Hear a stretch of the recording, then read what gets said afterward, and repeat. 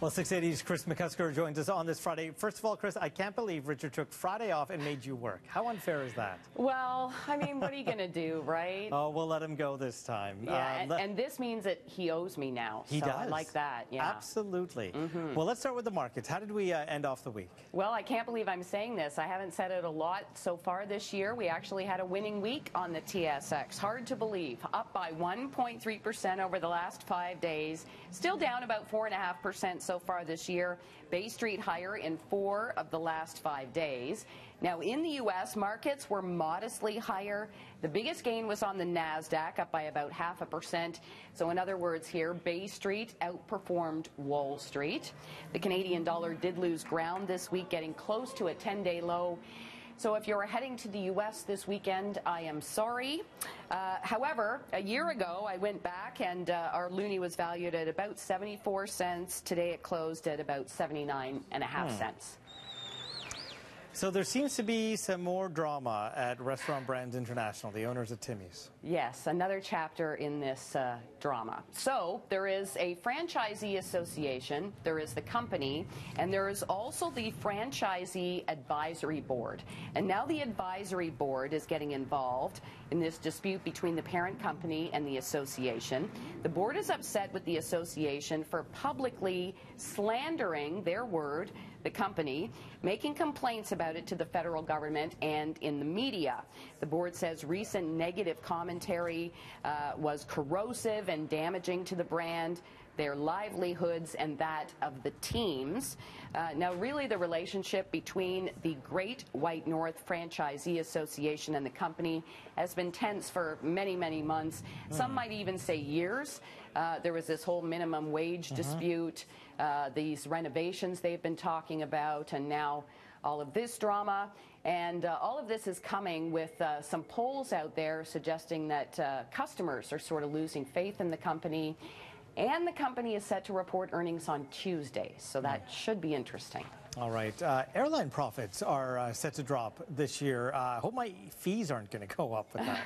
Well, it'll be interesting to see how they handle this, because last year profits were close to a 20-year high. So a drop from a 20-year high isn't that surprising. And we're talking about a pre-tax pre-tax profit drop of 27%. This is according to the Conference Board, all because of higher fuel and labor costs. Now, as well, one thing that's sort of not overly concerning to the officials at the Conference Board is the fact that there's still very high demand. So people are still going to be flying. Airline companies are just going to be still going to be making profits, just not as much profit. Well, I guess if you're flying, there's this app called At Your Gate. What does it do? Well, let me just put it this way. Pretty much we're not going to have to wait in line for anything pretty soon. You just wait long enough. They're going to develop an app for this. This will bring you food at your gate at the airport. So it's like the Uber for food at the airport. Yes. So you don't have to wait in line. You don't have to trek around the airport. Now, as it stands right now, it's only available at the San Diego International Airport.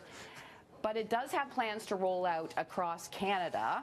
And as you sort of alluded to here, it will be competing with the likes of Uber Eats, along with smaller startups, and even the airport itself. I guess some airports do this kind of thing. Deliveries, we are told by Uber Eats Canada, have been showing up at things like hospitals and even beaches and parks. So why not airports? Pretty interesting. Okay, but don't think about ordering a Main Street burger from that shop in Stouffville. Yes, they are planning to close the doors on Saturday, May the 5th. You can see here they posted it on Facebook this week. The building they are in Stouffville has been sold. They weren't able to secure a new lease deal, which really suits their needs. I'm told this place is considered a bit of a gem in Stouffville. They have a lot of interesting items on the menu, and I know you're a fan of burgers, Francis. So one is called the Hangover Burger, 2 patties, 2 bacon strips, 2 slices of cheese, a fried egg, and sautéed onions. Might want to try it before May the 5th. I checked in with the company, and as it stands right now, they don't have any plans to open anywhere else. So they've been in business about 5 years, and May 5th, it looks like could be the end. All right. Okay, Chris, thank you. Thank you. Have a good weekend. weekend. Enjoy your burger if you can. Here's Amanda.